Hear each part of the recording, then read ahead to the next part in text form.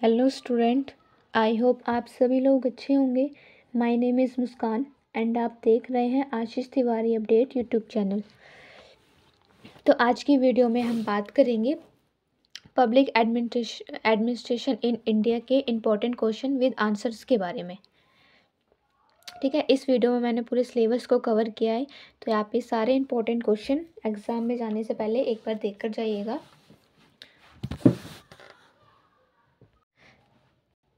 And जो इस channel पर न्यू आए हैं, हमारे चैनल को सब्सक्राइब करिए ताकि आगे की वीडियो की अपडेट्स आपको टाइम टू टाइम मिलती रहे।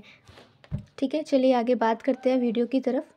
हमारा जो फर्स्ट क्वेश्चन है, भारत में बजट बनाने की प्रक्रिया में विभिन्न अभिनेताओं की क्या भूमिका रही है। तो इस क्वेश्चन में पूछा जा रहा है कि जो बजट बनाने की प्रक्रिया में किन किन अभिनेताओं की इसमें भूमिका रही है, कौन कौन लोग इसमें भाग लेते हैं। ठीक है, सबसे पहले इसका परिचय देख लेते हैं कि भारत में बजट बनाने की जो प्रक्रिया है वो जटिल और बहुस्तरीय है।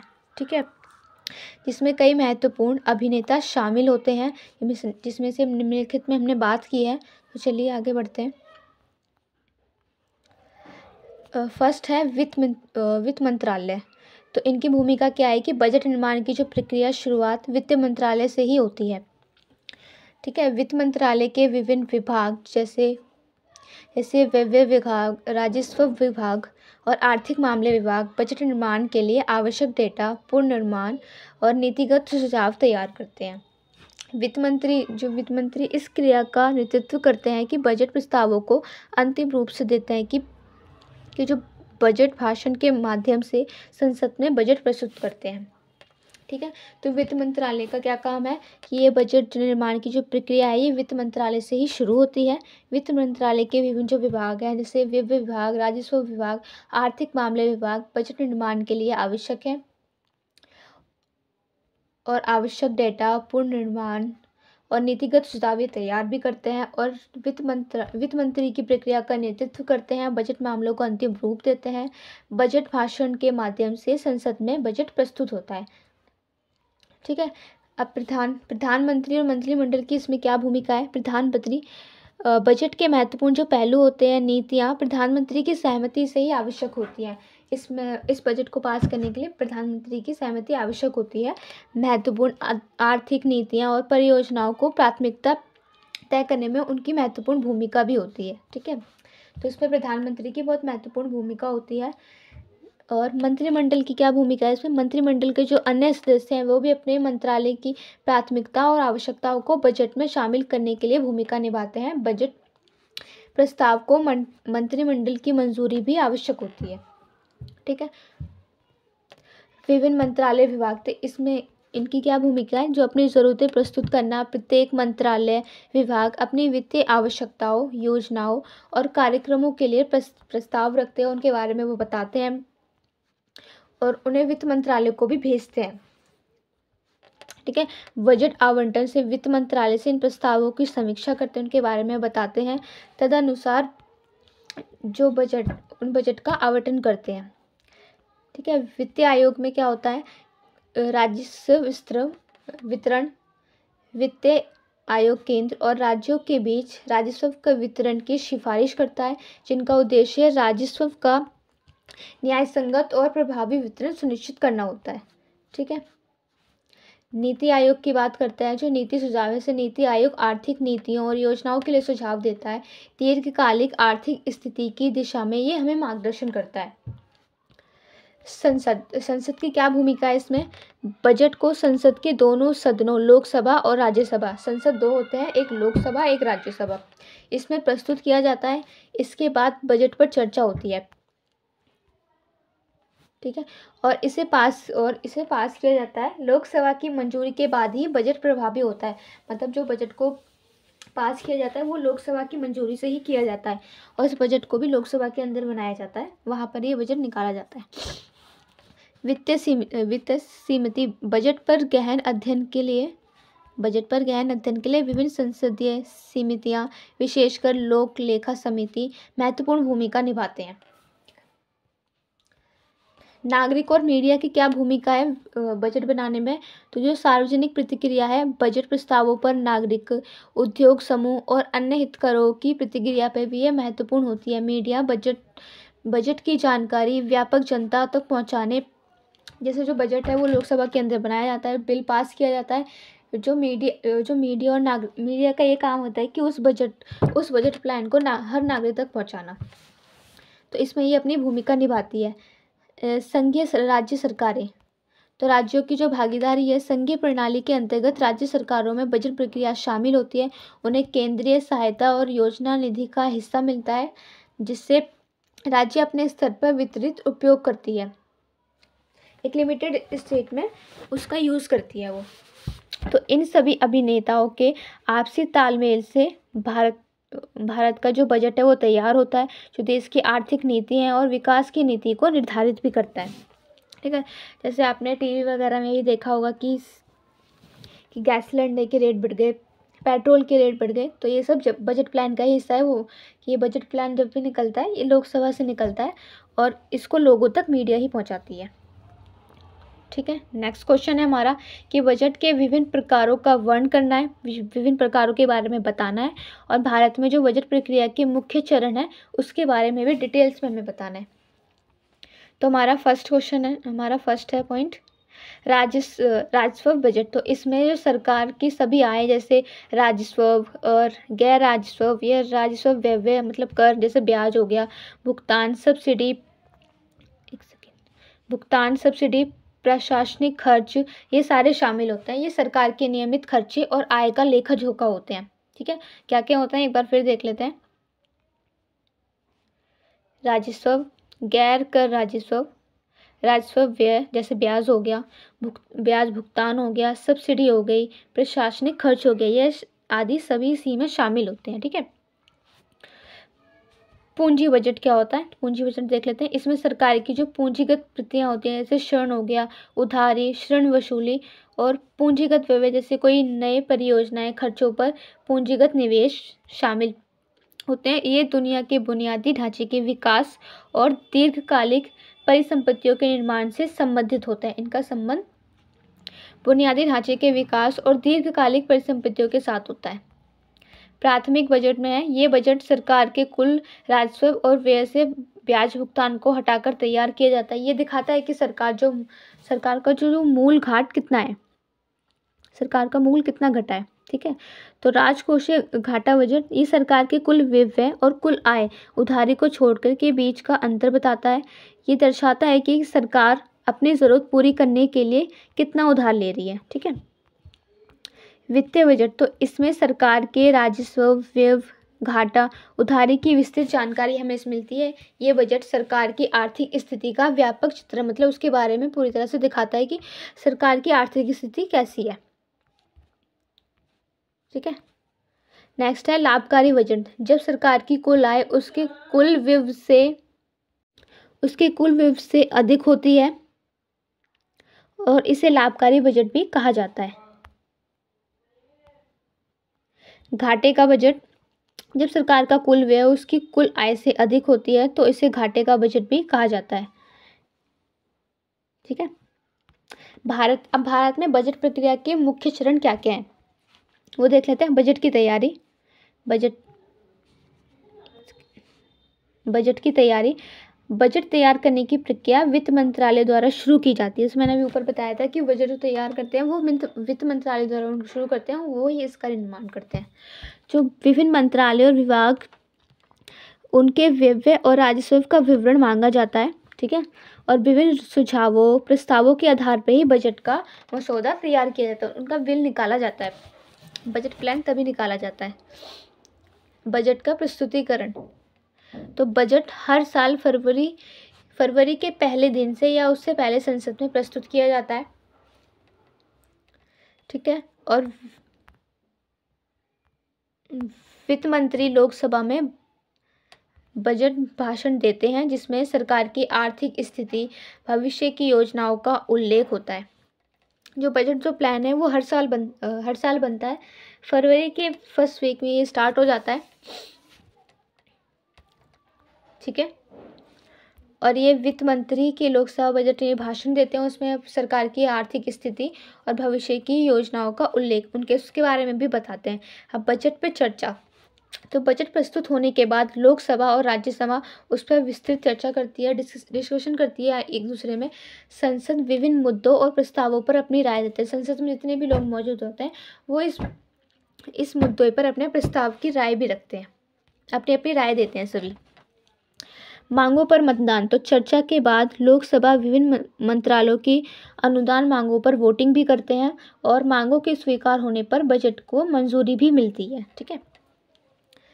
वित्तीय विधेयक और विनियोग विधेयक। ठीक है। बजट में शामिल प्रस्ताव वित्त की मंजूरी के लिए वित्तीय विधेयक और विनियोग विधेयक पेश किए जाते हैं। इन विधेयकों को संसद द्वारा पारित किया जाता है, उनको शामिल किया जाता है। अब इसमें राष्ट्रपति की क्या स्वीकृति होती है? ठीक है, राष्ट्रपति की क्या स्वीकृति होती है? संसद द्वारा जो पारित जो बजट है उसको राष्ट्रपति की स्वीकृति के लिए भेजा जाता है, उनको भी ये बिल पास करने के लिए भेजा जाता है, क्योंकि राष्ट्रपति के बिना बिल पास नहीं होता है। ठीक है। राष्ट्रपति की स्वीकृति के बाद ही बजट लागू होता है। जैसे मैंने बताया कि राष्ट्रपति की उनकी मर्जी के बिना बिल पास नहीं होता। तो कोई भी बिल बनता है तो सबसे पहले राष्ट्रपति की मंजूरी ली जाती है उसको पास करने के लिए। कार्यान्वयन कार्य करने के अनुसार समीक्षा, तो बजट को लागू होने के बाद विभिन्न मंत्रालय विभाग अपनी योजनाएं कार्यक्रमों को मतलब उनके बारे में उनकी क्रियाओं के बारे में बताते हैं। बजट के कार्य करने के तरीके को समय समय पर उसकी समीक्षा की जाती है और ये चरण सुनिश्चित करते हैं कि बजट तैयार करना, उनका प्रेरित होना, उनका क्रियान्वयन एक पारदर्शी और व्यवस्थित प्रक्रिया के तहत हो। हमारा थर्ड क्वेश्चन है 73वें और 74वें संशोधन ने जमीनी स्तर पर शासन की जो विकेंद्रीकरण की प्रक्रिया को मजबूत कैसे किया, हमें ये बताना है इस क्वेश्चन में। ठीक है। जो 73वें और 74वें संशोधन अधिनियम है, ये 1992 और 1993 में भारतीय संविधान में जोड़े गए थे और स्थानीय शासन को मजबूत करके विकेंद्रीकरण की प्रक्रिया को महत्वपूर्ण रूप से मजबूत किया था। ठीक है।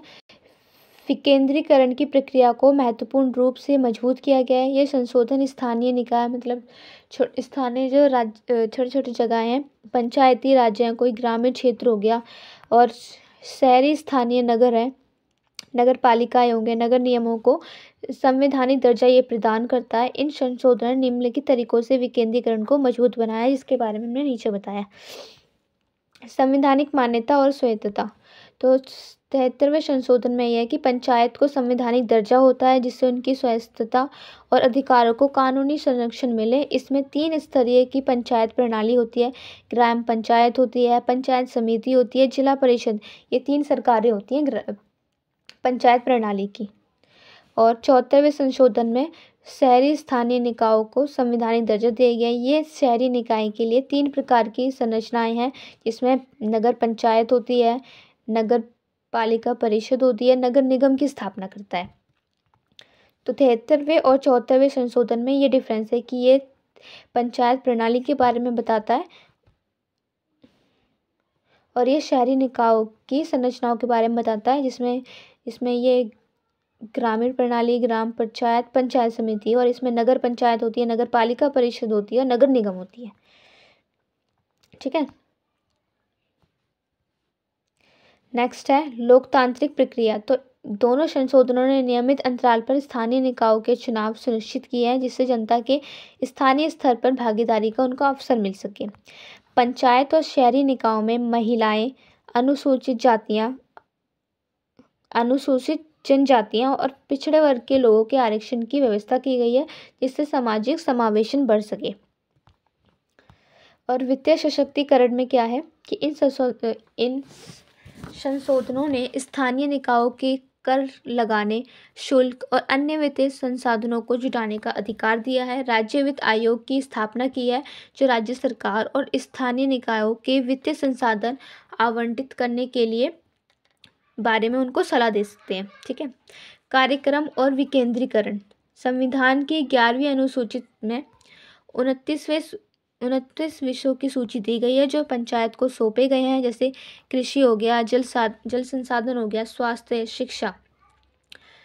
ठीक है। और 12वीं ये लाइन इंपॉर्टेंट है, इसको याद रखना कि संविधान की जो 11वीं अनुसूची में जो 29 विषयों की जो सूची दी गई है, जिसमें पंचायतों के बारे में हमें सौंपे गए, जैसे कृषि, जल संसाधन, स्वास्थ्य और शिक्षा। ठीक है।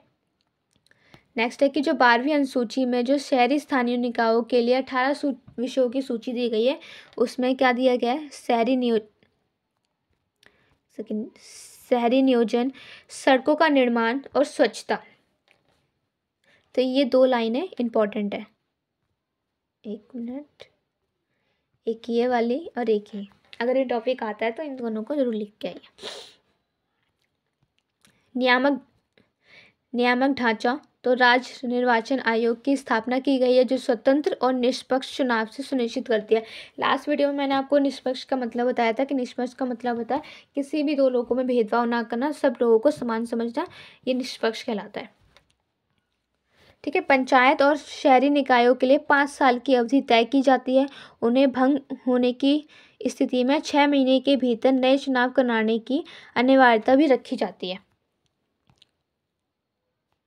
भागीदारी और जवाबदेही, तो इन संशोधनों ने स्थानीय जनता को अपने क्षेत्र के विकास में भाग लेने और राज्य सरकार की योजनाओं और कार्यक्रमों की निगरानी करने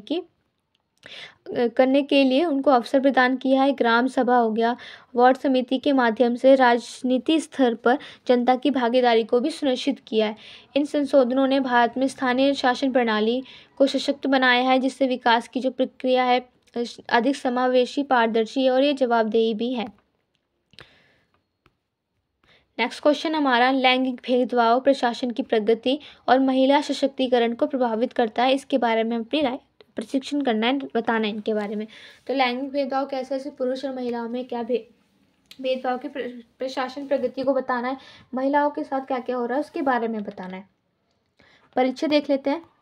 सबसे पहले परिचय लिखना है।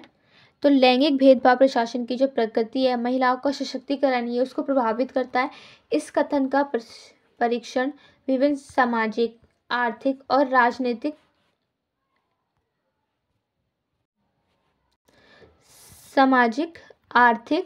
राजनीतिक पहलू के माध्यम से भी किया जा सकता है। प्रशासन की प्रगति पर क्या प्रभाव है? तो नीतिगत निर्णयों में भेदभाव, जब प्रशासन में लैंगिक भेदभाव होता है तो महिलाओं की जरूरतें, समस्याओं को प्राथमिकता नहीं दी जाती है। ठीक है। तो इससे महिलाओं की जो केंद्रित नीति है उनका भाव होता है उसमें कमी आती है। महिलाओं के अधिकारों और अवसरों को एक सीमित रखा जाता है। महिलाओं की जो भागीदारी में कमी, लैंगिक भेदभाव के कारण महिलाओं को प्रशासनिक और निर्णय लेने वाले पदों पर उन्हें कम अवसर मिलता है। इससे प्रशासन में विविधता की कमी होती है और महिलाओं के अनुभवी दृष्टिकोण का समावेश नहीं हो पाता है। सिर्फ पुरुष इसमें अपनी राय दे पाते हैं, महिलाओं की कोई भागीदारी नहीं होती है इसमें। कार्यस्थल पर असमानता, महिलाओं के साथ भेदभावपूर्ण व्यवहार उनके पेशेवर विकास में बाधा उत्पन्न करता है। वेतन में असमानता होती है, उनको वेतन देने में भी भेदभाव किया जाता है।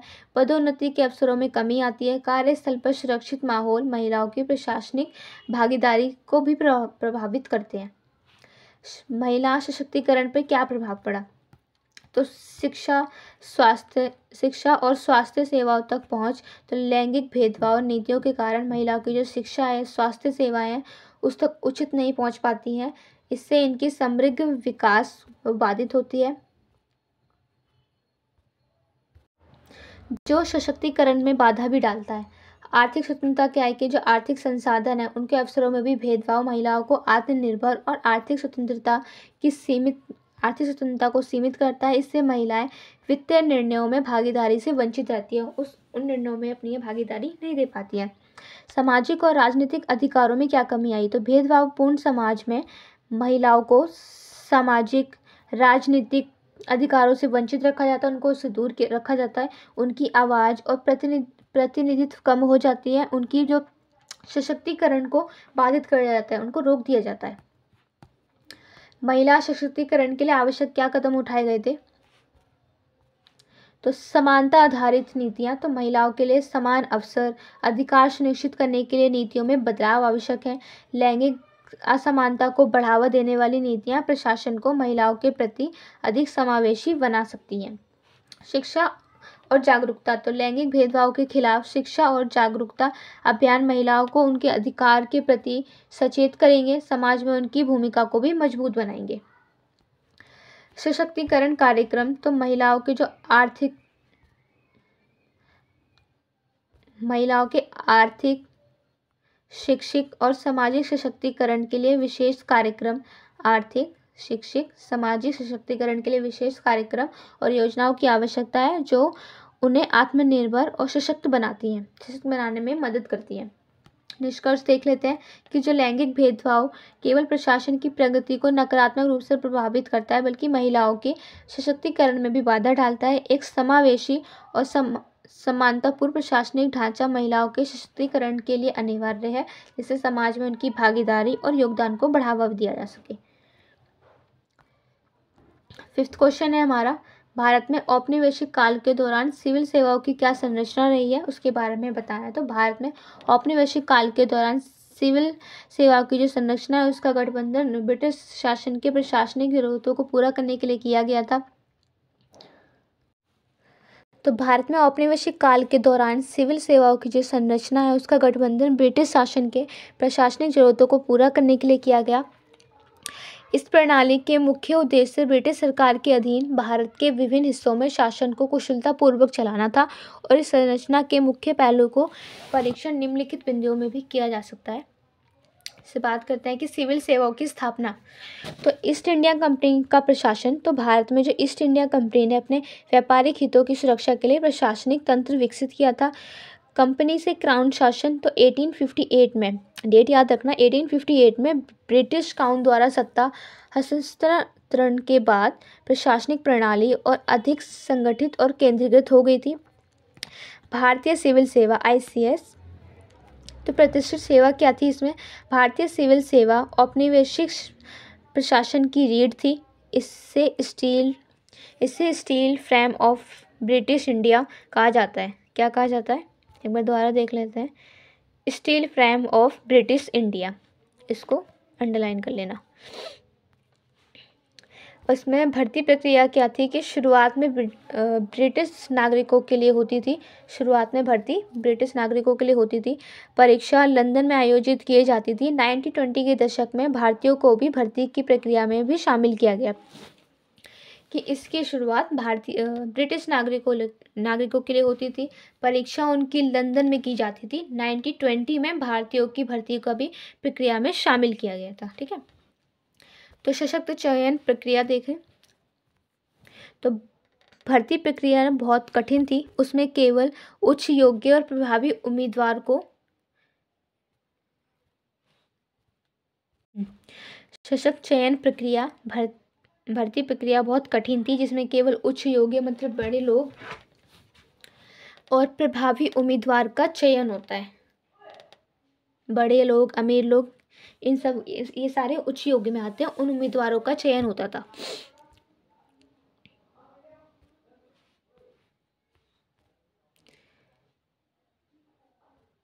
ये आगे बात करते हैं सिविल सेवाओं की संरचना। तो विभाग विभाजन क्या था इसमें? प्रशासनिक कार्यों की विभिन्न भागों में इसको बांटा गया था, जैसे राजस्व, पुलिस, न्याय, शिक्षा आदि। केंद्रीकरण, शासन का जो केंद्रीकरण किया गया था, इससे महत्वपूर्ण निर्णय ब्रिटिश सरकार और गवर्नर जनरल के अधीन था। ठीक है, और डिविजनल और डिस्ट्रिक्ट लेवल पर प्रशासन, तो प्रशासन को डिविजनल और डिस्ट्रिक्ट लेवल पर विभाजित किया गया था, जिसमें आयुक्त, कमिश्नर, जिलाधिकारी, जिसे आयुक्त, कमिश्नर, जिला अधिकारी ये दोनों ही संभालते थे। सिविल सेवाओं की भूमिका क्या थी? तो राजस्व संग्रह में मुख्य कार्यों में से एक राजस्व संग्रह करना था, जिसे विशेष रूप से भूमि राजस्व भी कहते हैं। कानून व्यवस्था क्या थी? कानून व्यवस्था बनाए रखना है, विद्रोह को दबाना है, सिविल सेवाओं की प्रमुख जिम्मेदारी थी। विकास कार्य, तो ये कुछ हद तक शिक्षा, स्वास्थ्य, इंफ्रास्ट्रक्चर के विकास में भी इन्होंने कार्य किए थे। नुकसान और इनकी आलोचनाएं क्या थी? भारतीयों की जो भागीदारी में कमी आई है, भारतीयों को उच्च पदों में सीमित पहुंच दी गई थी, जिसमें केवल सिविल सेवाओं में भारतीयों की प्रतिनिधित्व को नगण्य जिसे सिविल सेवाओं में भारतीयों का प्रतिनिधित्व नगण्य था। औपनिवेशवादी दृष्टिकोण प्रशासन का उद्देश्य सिर्फ ब्रिटिश हितों की रक्षा करना था, भारतीय जनता के हितों की उपेक्षा करना था, और ब्यूरोक्रेटिक और कठोर प्रशासन प्रणाली बहुत ही कठोर और आम जनता के प्रति उदासीन है। विरासत और प्रभाव तो आधुनिक भारतीय प्रशासन स्वतंत्रता के बाद भारत सिविल सेवाओं का जो भारतीय प्रशासनिक सेवा के रूप में पुनर्गठित किया गया था, जिसमें भारत का प्रशासनिक व्यवस्था का एक महत्वपूर्ण भूमिका भी निभाई है। संवैधानिक संरचना क्या थी? कि भारतीय संविधान ने प्रशासनिक सेवाओं को एक मजबूत और एक संवैधानिक आधार भी बनाया था। औपनिवेशिक काल की सिविल संरचनाओं ने भारत में प्रशासनिक तंत्रों की नींव रखी है, जो स्वतंत्रता के बाद भी भारतीय प्रशासनिक व्यवस्था को एक अभिन्न हिस्सा बना रही है। हालांकि इस प्रणाली की जो समस्याएं औपनिवेशवादी दृष्टिकोण ने भारतीय जनता पर नकारात्मक प्रभाव भी डाला था। 6 क्वेश्चन है, विकेंद्रीकरण क्या है और तृणमूल लोकतंत्र को बढ़ावा देने में पंचायती राज पर निभाई जाने वाली भूमिकाओं पर चर्चा करनी है। ठीक है। विकेंद्रीकरण एक ऐसी प्रशासनिक प्रक्रिया है जिसमें निर्णय लेने और शासन की शक्तियों को केंद्रीय सरकार से निचले स्तर, मतलब जैसे राज्य सरकार हो गई, स्तरों पर स्थानांतरित किया जाता है। उनको अलग अलग भागों में बांटा जाता है। इसका उद्देश्य है कि स्थानीय सरकार और समुदायों को अधिक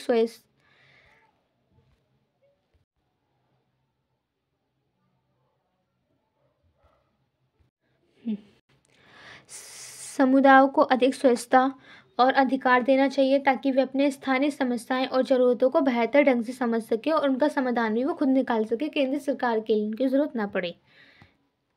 ठीक है। विकेंद्रीकरण के जो मुख्य लाभ क्या थे? स्थानीय स्तरों पर निर्णय लेने में सुधार, जो स्थानीय समुदाय अपनी ज़रूरतों के अनुसार बेहतर निर्णय ले सकते हैं। जवाबदेही, पारदर्शिता, स्थानीय नेता और अधिकारों को इसकी जवाबदेही देनी पड़ती थी।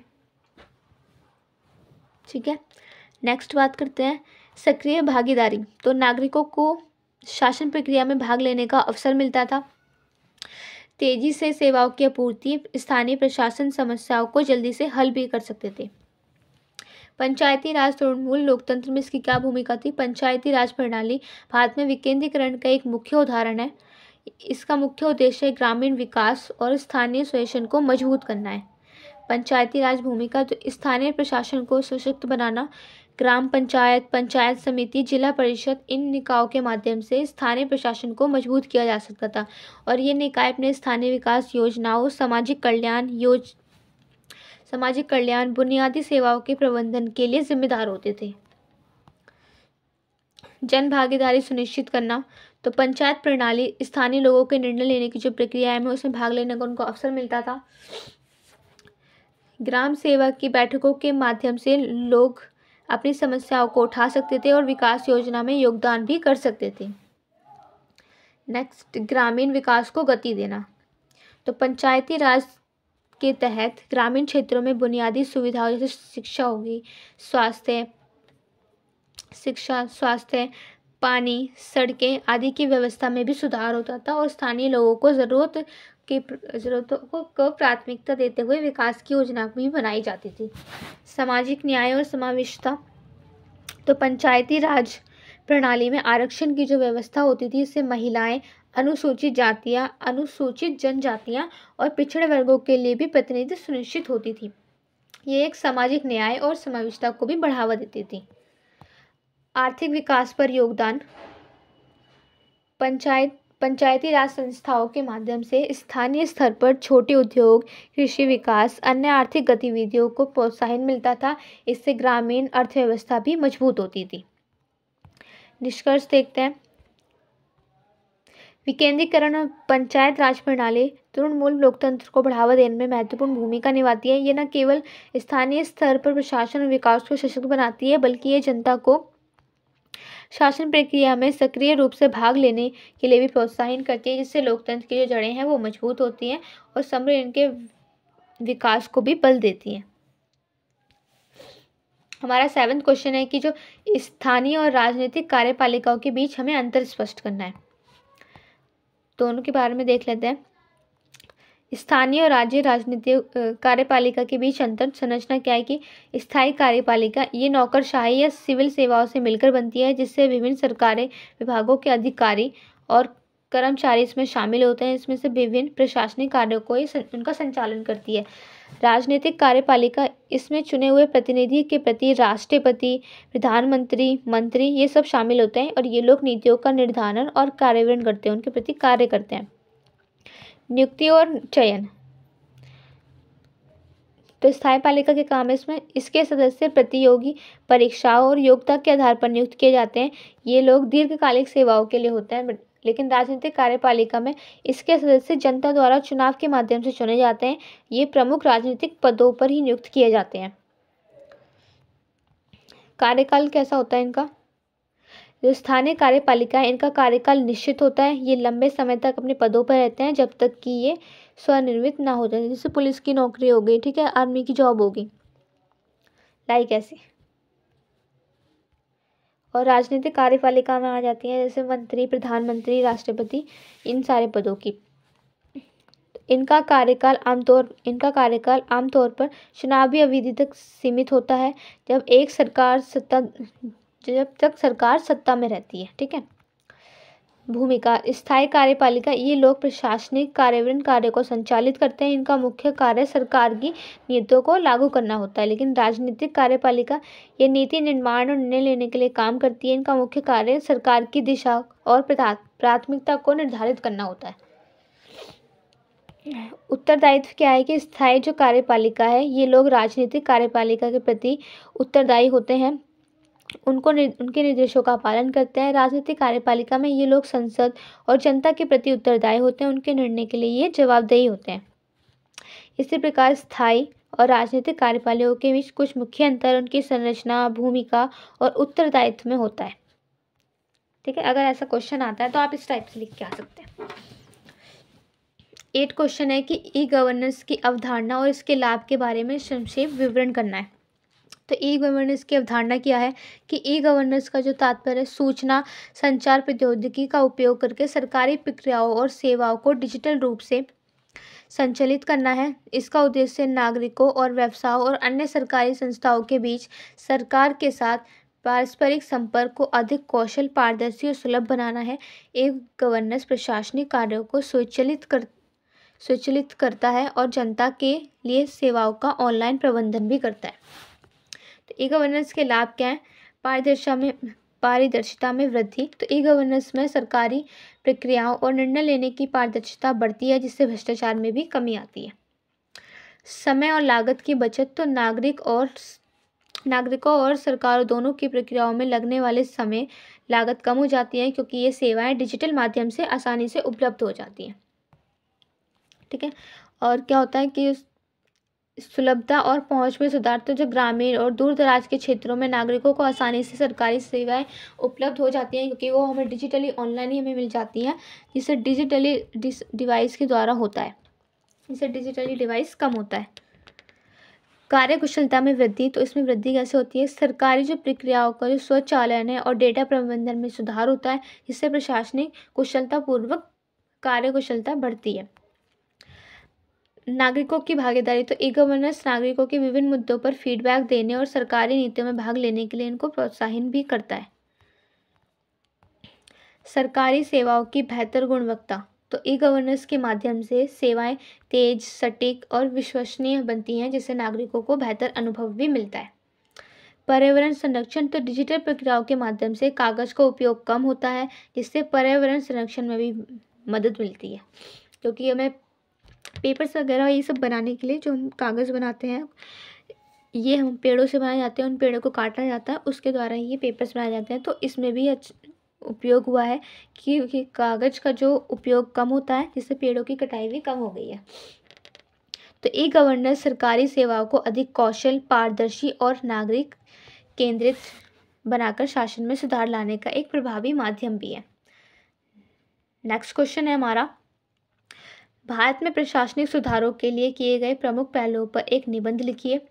भारत में प्रशासनिक सुधार के लिए मुख्य पहल क्या है? कि भारत में प्रशासनिक सुधार का इतिहास स्वतंत्रता से पहले और बाद में भी देखा जा सकता है। प्रशासनिक सुधार का उद्देश्य सरकारी प्रक्रियाओं का अधिक पारदर्शी, उत्तरदायी और कुशल बनाना है। स्वतंत्रता के बाद सरकार ने विभिन्न समय पर कई सुधारों को लागू किया ताकि शासन व्यवस्था को जनहितकारी बनाया जा सके। नीचे प्रशासनिक सुधारों के लिए कुछ मुख्य पहलों पर चर्चा की गई है। दार योग 1947 में आया था। ये स्वतंत्रता के तुरंत बाद दार योग की स्थापना की गई थी, जिसका उद्देश्य प्रशासनिक सेवाओं में सुधार लाना था। इस आयोग ने केंद्र और राज्य सरकारों के बीच शक्तियों के विभाजन को स्पष्ट करने की सिफारिश भी की थी। सशक्त प्रशासनिक सुधार आयोग ये 1996 में आया था। इस आयोग का गठन प्रधानमंत्री इंदिरा गांधी के कार्यकाल में हुआ था। आयोग ने प्रशासनिक व्यवस्था को अधिक प्रभावी बनाने के लिए 500 से अधिक सिफारिशें दी थी, जिसमें अधिकारों की दक्षता बढ़ाने, भ्रष्टाचार रोकने और लोक प्रशासन को जनोन्मुखी बनाने पर जोर भी दिया था।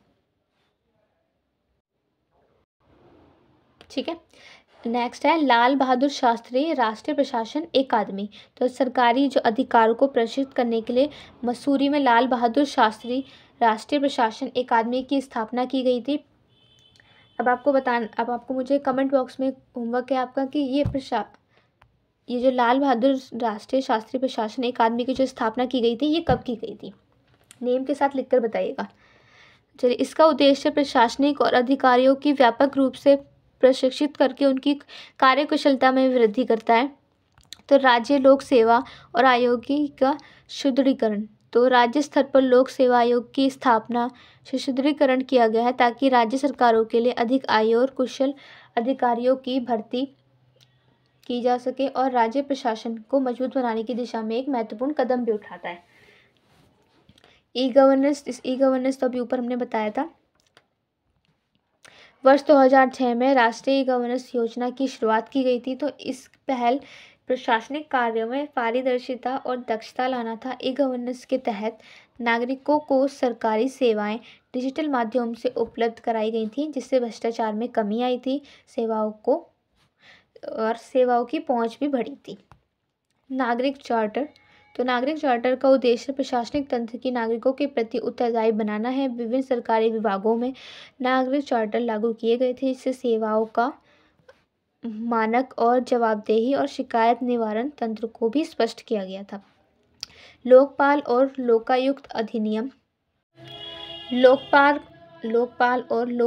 अधिनियम 2013। तो भ्रष्टाचार से निपटने के लिए लोकपाल और लोकायुक्त अधिनियम लागू किया गया था, जिसका उद्देश्य उच्च पदों पर बैठे अधिकारियों और राजनेताओं द्वारा किए गए भ्रष्टाचार की जांच और उनका निवारण करना था।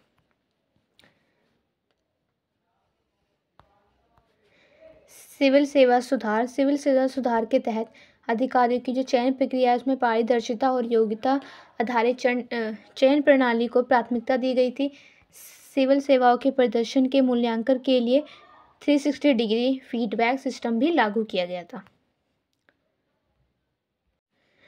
जनधन योजना और आधार। तो प्रधानमंत्री जनधन योजना और आधार परियोजना प्रशासनिक सुधारकों की दिशा में मील का पत्थर साबित हुई थी। जनधन योजना के तहत बैंक खाता खोलने की प्रक्रिया को सरल बनाया गया था और आधार में नागरिकों की पहचान को प्रमाणित करने के लिए एक विशिष्ट पहचान संख्या भी प्रदान की गई थी। नेक्स्ट है निष्कर्ष क्या है इसका? तो भारत में प्रशासनिक सुधारों का उद्देश्य शासन को अधिक पारदर्शी, प्रभावी और नागरिकों के प्रति जवाबदेही बनाना था। इन सुधारों के माध्यम से प्रशासनिक प्रक्रियाओं में भी सुधार हुआ, जिससे जनता को लाभ भी हुआ। हालांकि इन सुधारों को जोर अधिक प्रभावी बनाने के लिए निरंतर प्रयास की आवश्यकता थी, ताकि शासन व्यवस्था में आम नागरिकों की भागीदारी हो, उनके विश्वास को और अधिक बढ़ाया जा सके। नेक्स्ट क्वेश्चन है हमारा, नागरिक समाज से आप क्या समझते हैं? और वर्तमान समय में नागरिक समाज की अवधारणा के पुनर्स्थान पर निबंध लिखना है। ठीक है, तो सबसे पहले इसमें आपको बताना है कि नागरिक समाज से आप क्या समझते हैं, नागरिक समाज क्या है, और वर्तमान समय में नागरिक समाज की अवधारणा के ऊपर निबंध लिखना है। तो सबसे पहले देखते हैं।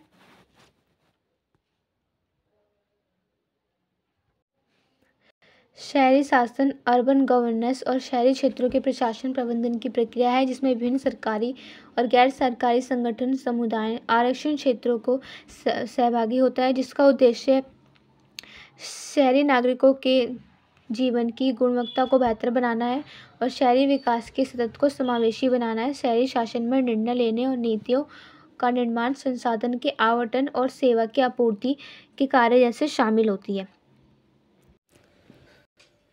नेक्स्ट क्वेश्चन है हमारा, शहरी शासन क्या है और नगरीय क्षेत्रों में सुशासन के विभिन्न मापदंडों का मूल्यांकन कीजिए।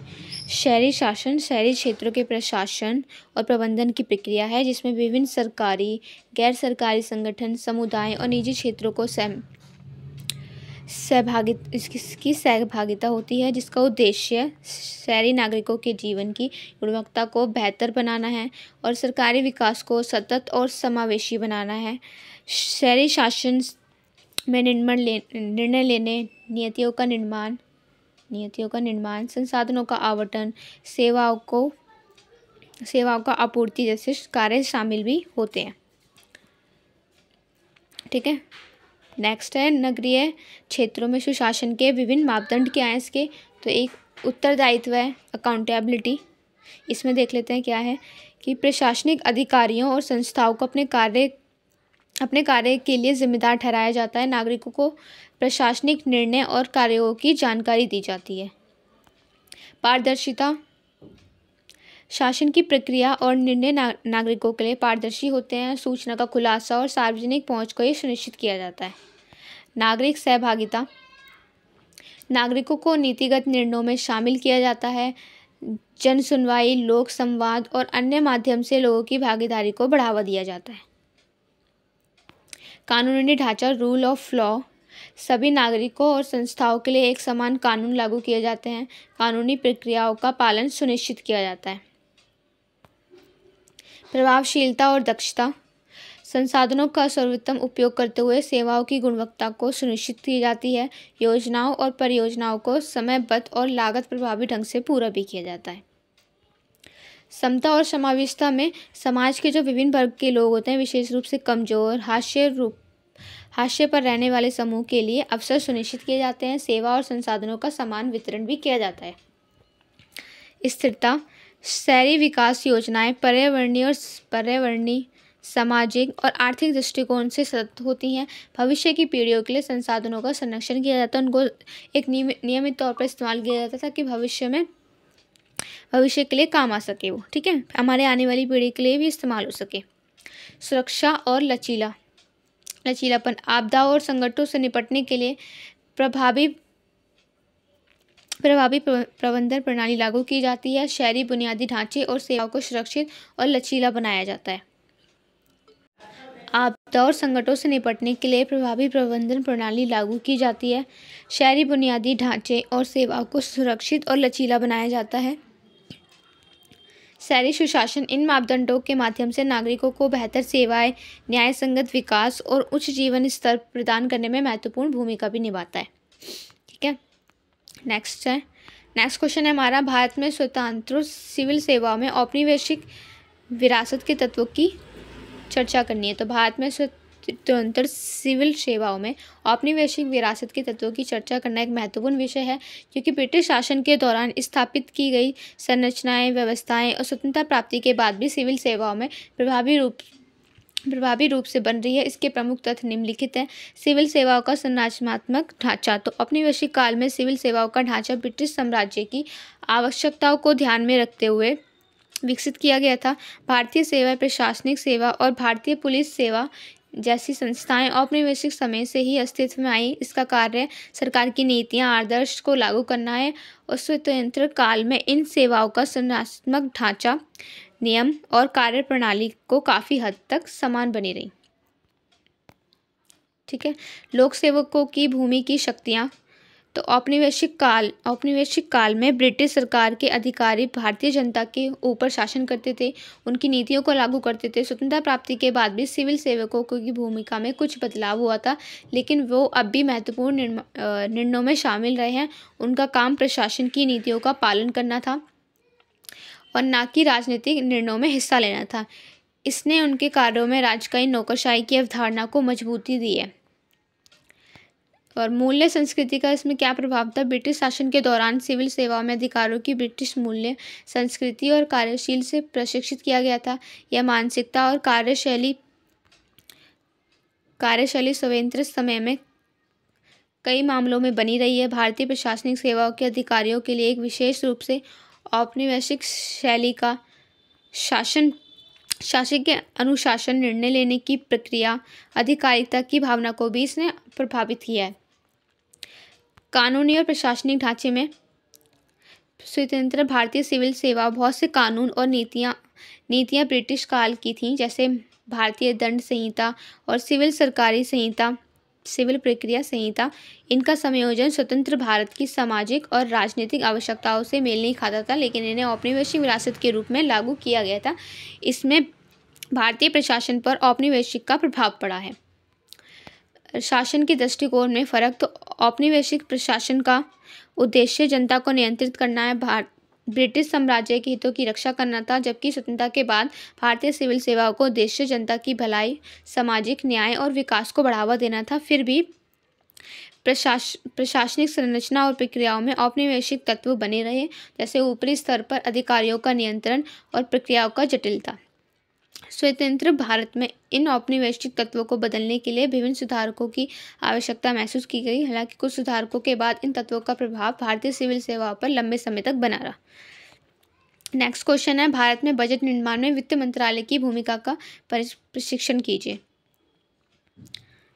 ठीक है, तो भारत में बजट निर्माण की प्रक्रिया में वित्त मंत्रालय की अत्यधिक महत्वपूर्ण भूमिका होती है कि ये बजट वित्त मंत्रालय द्वारा ही निर्माण किया जाता है इसका, जो मैंने पहले फर्स्ट क्वेश्चन में बताया था।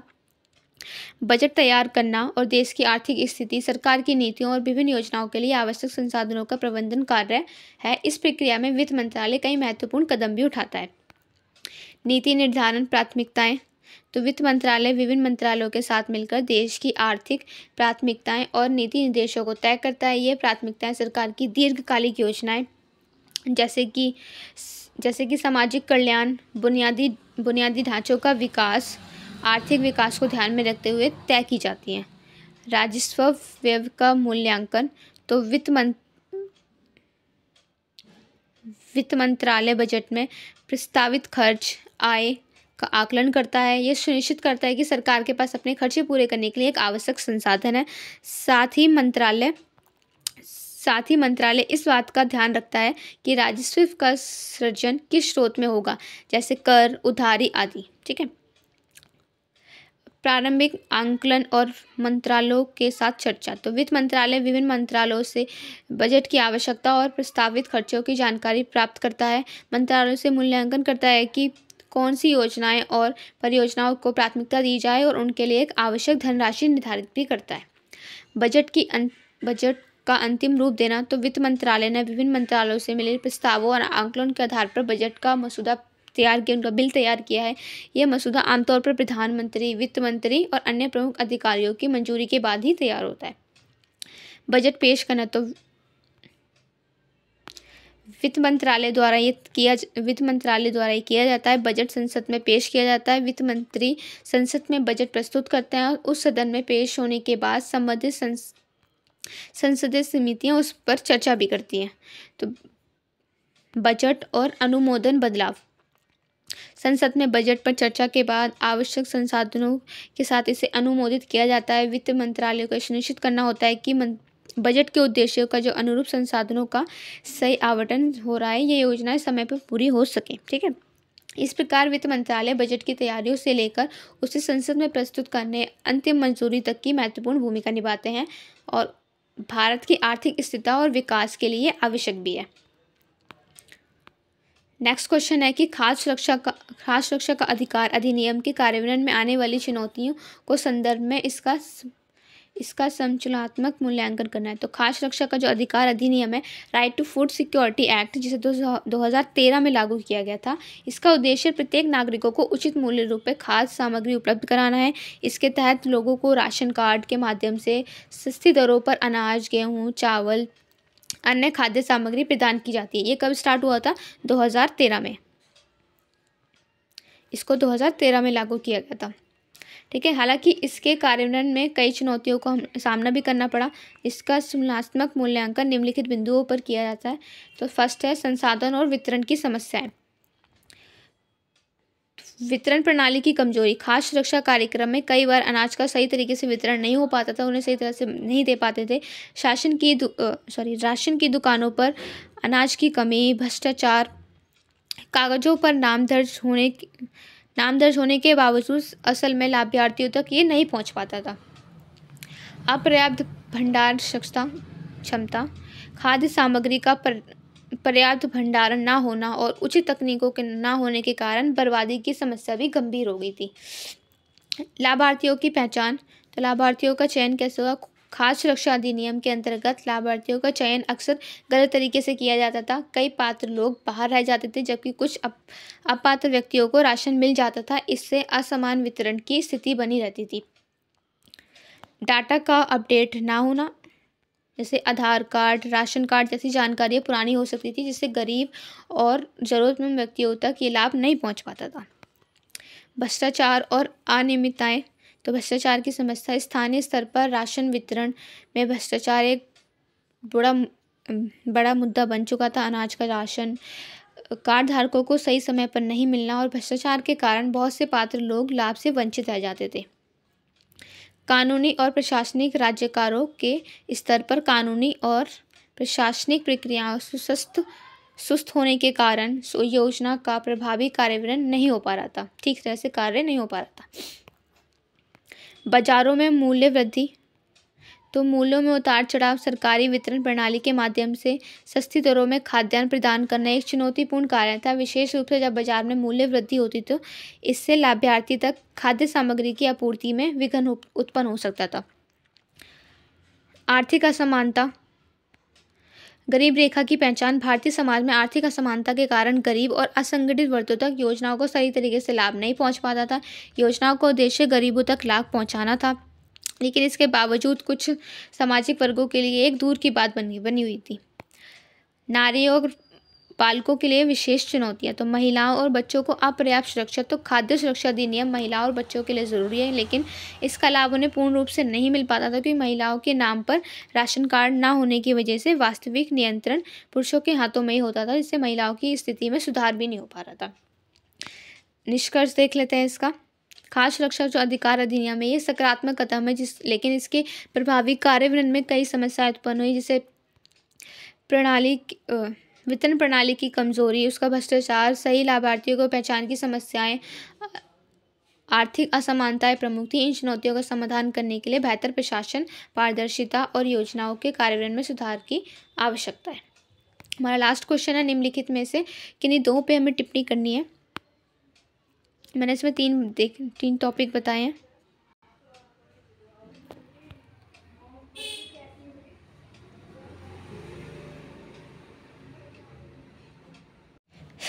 हमारा लास्ट क्वेश्चन है, निम्नलिखित में से किन्हीं दो पर संक्षिप्त टिप्पणी करनी है। मैंने इसमें 4 टॉपिक्स लिए हैं, इन चारों के बारे में बताया है। आप इनमें से ऑप्शन आएंगे आपके पास कि कोई 2 करने हैं, कोई 3 करने हैं, ऐसे, ठीक है। हमारा फर्स्ट क्या है, सार्वजनिक कर्मियों के प्रशिक्षण के तरीके। तो सार्वजनिक कर्मियों के प्रशिक्षण के लिए विभिन्न तरीके अपनाए जाते थे, जिसमें कक्षा आधारित प्रशिक्षण और ऑन द जॉब प्रशिक्षण, कार्यशालाएं, सेमिनार, ऑनलाइन प्रशिक्षण और सिमुलेशन शामिल था। इन प्रशिक्षणों के विधियों का उद्देश्य सरकारी कर्मचारियों की कार्यक्षमता, ज्ञान और कौशल को बढ़ाना होता था, ताकि वे अपनी जिम्मेदारियां अधिक कुशलता और प्रभावी ढंग से निभा सके। प्रशिक्षण में नैतिकता, प्रबंधन कौशल, तकनीकी ज्ञान और प्रशासनिक प्रक्रियाओं पर विशेष ध्यान भी दिया जाता था, ठीक है। नेक्स्ट है राष्ट्रीय स्वास्थ्य मिशन।